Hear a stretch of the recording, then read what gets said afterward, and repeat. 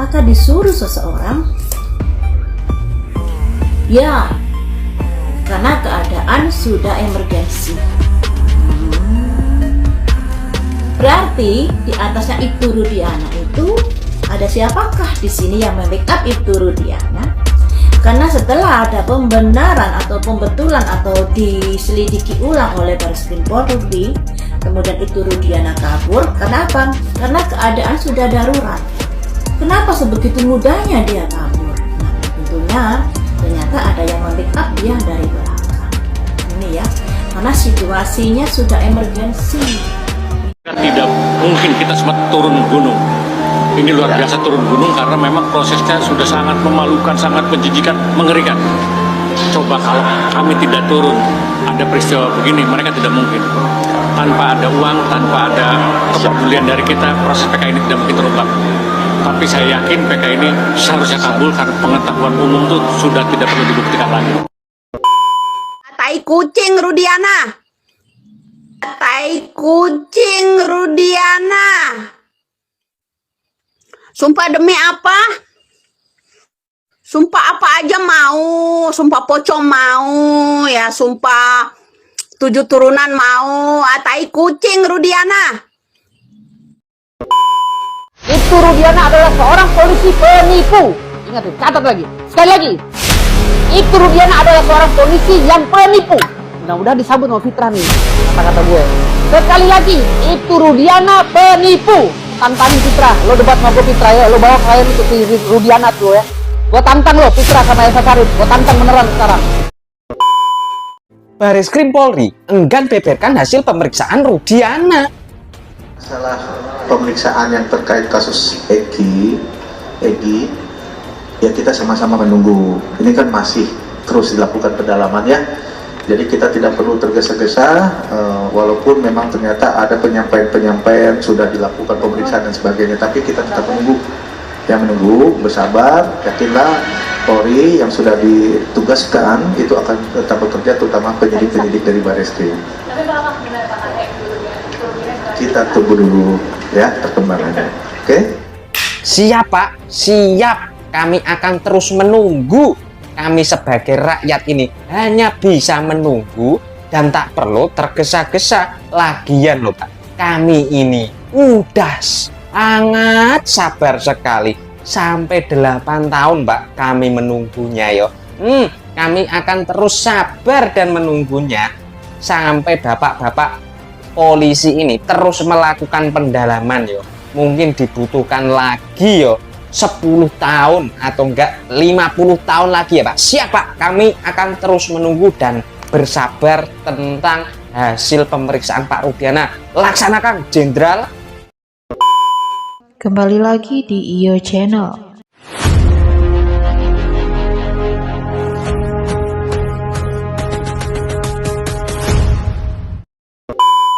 Baiklah, kali ini saya masih akan membahas tentang kasus Vina Cirebon, yaitu tentang kabar terbaru keberadaan Ibtu Rudiana yang saat ini kabur ke sebuah pulau misterius. Untuk selengkapnya simak cuplikan berikut ini. Kalau memang Ibtu Rudiana bersalah, kalau memang Ibtu Rudiana yang telah merekayasa proses kasus kematian Vina Cirebon, hukum! Saya minta Ibtu Rudiana dihukum. Kalau dia tidak mau mengaku, injak dia Pak, tendang dia Pak, kasih minum air kencing Pak, setrum dia Pak, biar dia mengaku, sama seperti nasib Sakatata dan kawan-kawannya. Jangan jadikan rakyat itu objek kesewenang-wenangan. Jangan jadikan rakyat lemah yang tidak berdaya menjadi objek penindasan, kekerasan, penjajahan. Stop, berhenti semua ini. Bapak Kapolri, semoga telingamu masih sehat untuk mendengar keresahan rakyat. Bapak Presiden Jokowi, semoga Bapak masih punya nurani untuk merasakan kegetiran yang sedang dirasakan oleh rakyat, merasakan keresahan yang sementara menyiksa masyarakat siang dan malam. Semoga ini didengar. Sampai kapan rakyat lemah yang tidak berdaya terus teraniaya, terus tertindas di bawah kesewenang-wenangan? Sampai kapan kami sebagai rakyat kecil harus menerima nasib sebagai orang-orang tertindas? Sampai kapan? Sampaikan kepada Bapak Presiden, kalau sudah ada keresahan rakyat yang memuncak, respon, jangan diabaikan. Saya marah itu ketika kasus seperti ini bukan satu saja. Kasus seperti ini terlalu banyak, Pak. Hanya 1, 2, 3 yang meletup dan menjadi isu nasional. Pada kenyataannya kasus begini banyak. Rekayasa penegakan hukum seperti ini banyak. Di semua daerah di wilayah NKRI ada. Biar dengar ini para petinggi negara. Para anggota DPR, jangan diam. Kalian kami pilih untuk mewakili suara kami. Kenapa harus kami yang berteriak seperti ini? Masyarakat dengar. Kalau ada pemilihan umum, pilih caleg, pilihlah orang-orang itu yang seperti Kang Deddy Mulyadi. Ini bukan politik, tapi mereka memang wakil kita. Kita yang milih mereka. Kita yang dudukan mereka di kursi empuk yang terhormat sana. Kita yang pilih mereka untuk duduk di sana. Lalu kenapa ketika rakyat tertindas di bawah kesewenang-wenangan seperti ini, mereka diam 1000 bahasa? Kenapa? Kenapa harus kita yang harus berteriak? Kenapa? Nggak berfungsi semua ini anggota DPR. Aparat penegak hukum tidak berfungsi sebagaimana yang diharapkan oleh undang-undang. Saudara tahu, di daerah-daerah sering ada yang mengeluh ke kami. Mereka itu masyarakat awam kurang paham bahwa kami hanya seorang aktivis. Kami bukan pengacara, bukan pengacara ternama seperti Hotman Paris. Kami nggak punya kekuatan apa-apa selain melakukan aksi, selain melakukan demo, selain berorasi. Tapi itulah pemahaman masyarakat awam. Mereka pikir kami punya kemampuan untuk mengatasi suatu persoalan hukum. Nyatanya Pak, persoalan seperti ini terlalu banyak Pak. Dan terlalu banyak rakyat yang menderita di sana menanti-nantikan keadilan. Ini yang membuat hati kita merasa terkoyak. Dan siapa yang akan mendengarkan suara kita ini?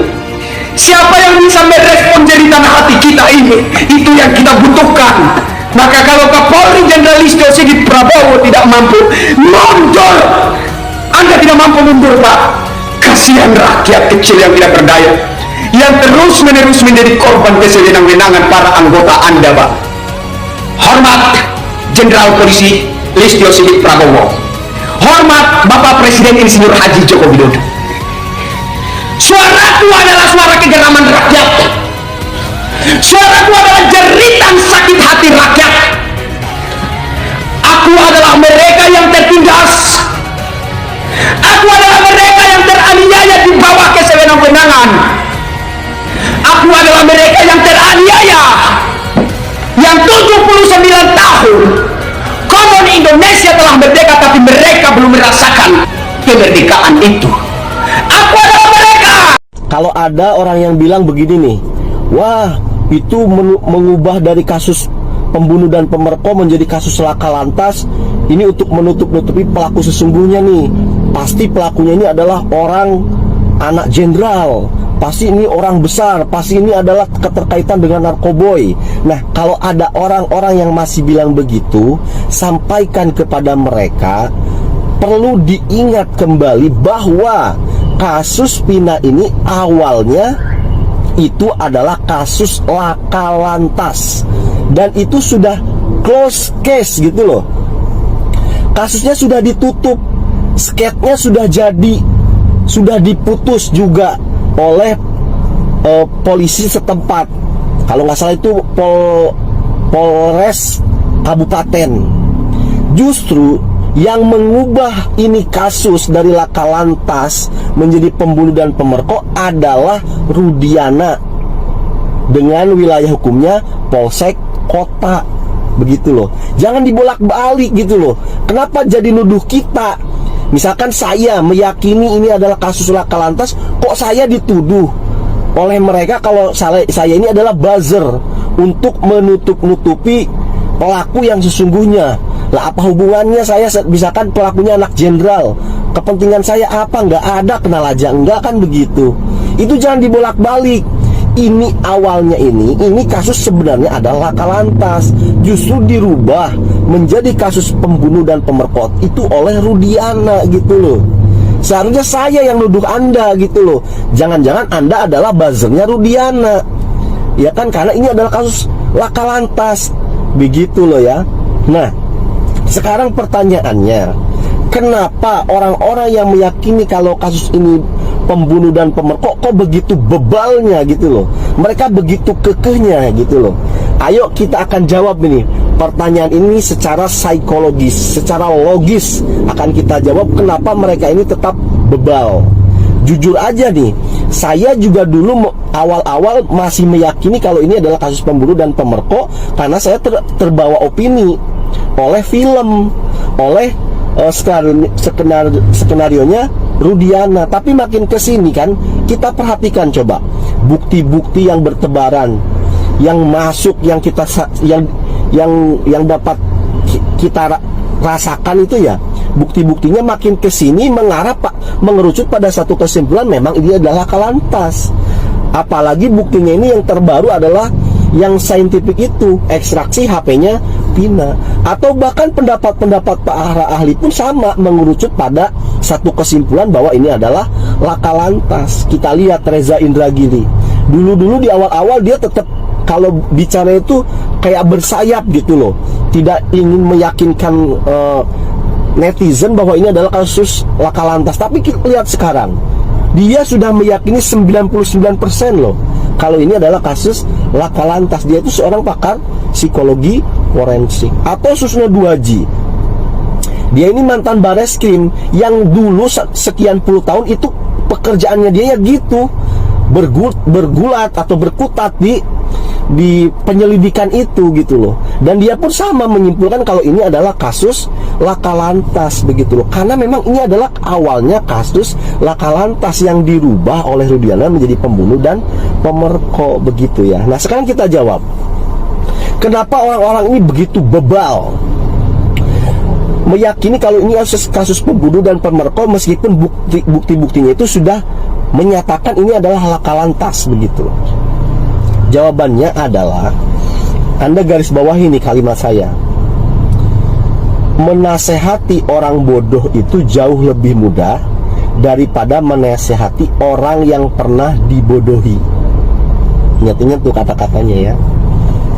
Nah, untuk menjawab kenapa mereka begitu bebal meyakini ini kasus pembunuh dan pemerkosa, sebenarnya ini jawabannya ada di satu kisah anak-anak. Kamu tahu kan kisahnya buaya dan kancil? Nah, ini bisa menjawab nih. Saya jelasin ya. Si kancil dan buaya, ya kan? Kancil mau menyeberangi sungai, tapi di situ ada buaya. Lalu kemudian si kancil nipu ataupun membohongi buaya. Wahai buaya, saya punya mandat nih dari Raja Sulaiman. Raja Sulaiman akan mengajak kalian pesta makan-makan di Istana Sulaiman. Ayo silakan berbaris, kan gitu. Nanti akan saya hitung, karena saya harus melaporkan ke Raja Sulaiman ada berapa buaya di sungai ini. Ayo semuanya berbaris dari ujung kanan, dari hulu ke hilir, kan begitu. Terungkapnya keberadaan Ibtu Rudiana, ayah dari Eki yang terlibat dalam kasus tragis Vina Cirebon, terus memicu spekulasi di kalangan masyarakat.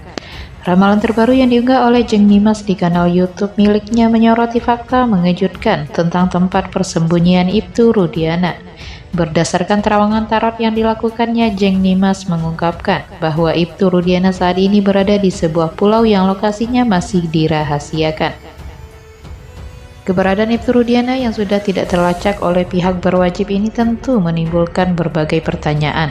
Spekulasi tentang lokasi kaburnya Ibtu Rudiana semakin berkembang setelah munculnya kartu Sanctuary yang mengindikasikan adanya perlindungan yang diberikan kepada Ibtu Rudiana. Perlindungan ini tidak hanya datang dari dirinya sendiri, tetapi juga dari pihak-pihak tertentu yang memiliki kepentingan dalam kasus ini. Mengapa Ibtu Rudiana kabur? Menurut Jeng Nimas, keadaan sudah darurat setelah penyelidikan ulang yang dilakukan oleh Bareskrim Polri. Dalam ramalannya, Jeng Nimas menunjukkan kartu emergensi yang menggambarkan situasi yang mendesak dan memaksa Ibtu Rudiana untuk melarikan diri. Kartu tersebut juga menggambarkan adanya ancaman serius terhadap Ibtu Rudiana yang membuatnya harus mencari perlindungan di tempat yang aman. Kabar ini tentu semakin memperkuat dugaan bahwa ada kekuatan besar di balik kasus ini yang berusaha melindungi Ibtu Rudiana dari kejaran hukum. Kita tahu bahwa Ibtu Rudiana ini hanya boneka yang sebenarnya dihadapi oleh Bareskrim Polri adalah pihak-pihak yang memiliki jabatan lebih tinggi. Kata Jeng Nimas menambahkan bahwa kasus ini melibatkan orang-orang penting yang memiliki pengaruh besar. Kehadiran kartu vulnerability dalam pembacaan tarot tersebut juga mengindikasikan bahwa kondisi Ibtu Rudiana dan orang-orang di sekitarnya sangat rapuh. Keadaan ini menurut Jeng Nimas memperkuat spekulasi bahwa kaburnya Ibtu Rudiana bukan hanya karena keinginan pribadi, melainkan karena adanya tekanan dari pihak lain yang memiliki kepentingan dalam menjaga rahasia yang berkaitan dengan kasus Vina Cirebon. Spekulasi tentang keterlibatan Ibtu Rudiana dalam jaringan yang lebih besar juga diperkuat oleh munculnya kartu Volcano yang menunjukkan bahwa masalah ini akan segera meledak dan terungkap. Menurut Jeng Nimas, kebenaran di balik kaburnya Ibtu Rudiana dan perlindungan yang diberikan kepadanya akan segera terungkap. Dan ini bisa menjadi awal dari terbukanya fakta-fakta yang selama ini disembunyikan. Namun ada juga tanda-tanda bahwa Ibtu Rudiana tidak akan tertangkap dalam waktu dekat. Dalam terawangannya, Jeng Nimas menyebutkan bahwa ada kartu blessing yang muncul menunjukkan bahwa Ibtu Rudiana masih dilindungi oleh kekuatan yang lebih besar.